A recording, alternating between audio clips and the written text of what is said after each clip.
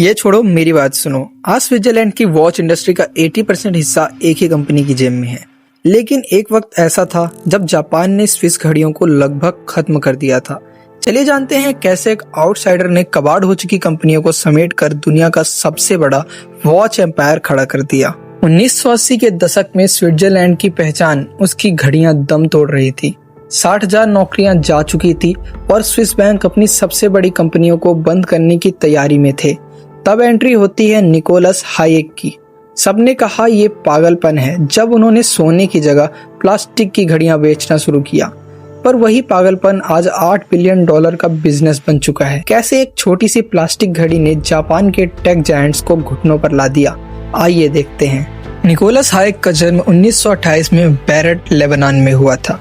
वो 1951 में स्विट्जरलैंड आए और यहीं के होकर रह गए। वो एक मैनेजमेंट कंसल्टेंट थे, एक ऐसे इंसान जो कंपनीज की प्रॉब्लम्स देखते थे और सॉल्यूशन निकालते थे। जब स्विस बैंक ने उन्हें एसवाग और एसएसआईएस को देखने बोला तो उन्हें एक्सपेक्ट था कि हायेक कहेंगे भाई इन्हें बंद कर दो, बेच दो, खत्म कर दो। पर हायेक ने जो देखा वो बाकी सबसे बिल्कुल अलग था। उन्होंने कहा स्विट्जरलैंड की वॉच इंडस्ट्री खत्म नहीं हुई है, इसे एक बस नई सोच की जरूरत है।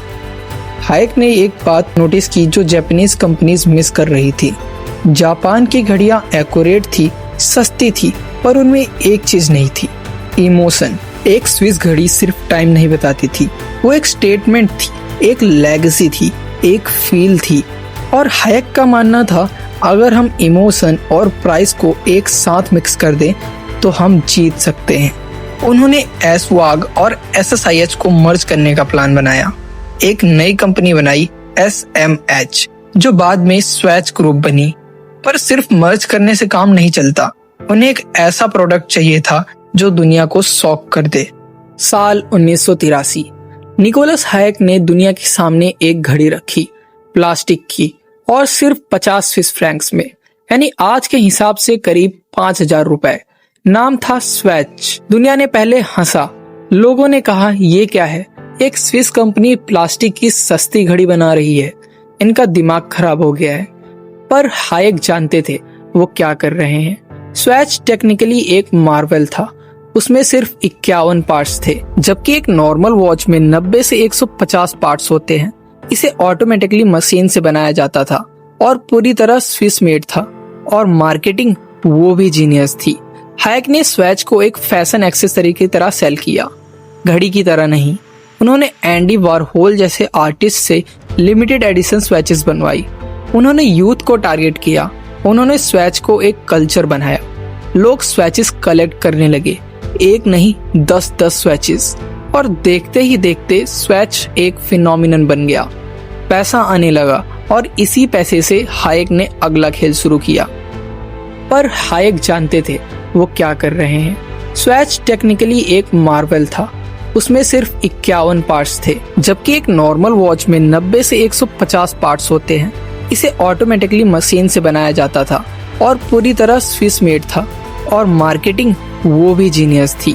हायेक ने स्वेच को एक फैशन एक्सेसरी की तरह सेल किया, घड़ी की तरह नहीं।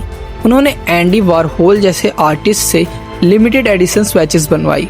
उन्होंने यूथ को टारगेट किया। उन्होंने स्वेच को एक कल्चर बनाया। लोग स्वेचेस कलेक्ट करने लगे, एक नहीं 10-10 स्वेचेस, और देखते ही देखते स्वेच एक फिनोमिनन बन गया। पैसा आने लगा और इसी पैसे से हायेक ने अगला खेल शुरू किया। स्वेच से आए पैसे को हायेक ने तिजोरी में बंद नहीं किया।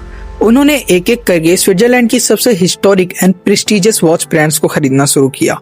आज स्वेच ग्रुप के पास 18 वॉच ब्रांड्स हैं, $60 की प्लास्टिक वॉच से लेकर $30,000 की ब्लैक पेन तक। बाकी आपको क्या लगता है, क्या किसी एक कंपनी का इतना बड़ा कंट्रोल होना सही है, या ये मोनोपोली इंडस्ट्री के लिए डेंजरस है? कमेंट्स में जरूर बताना।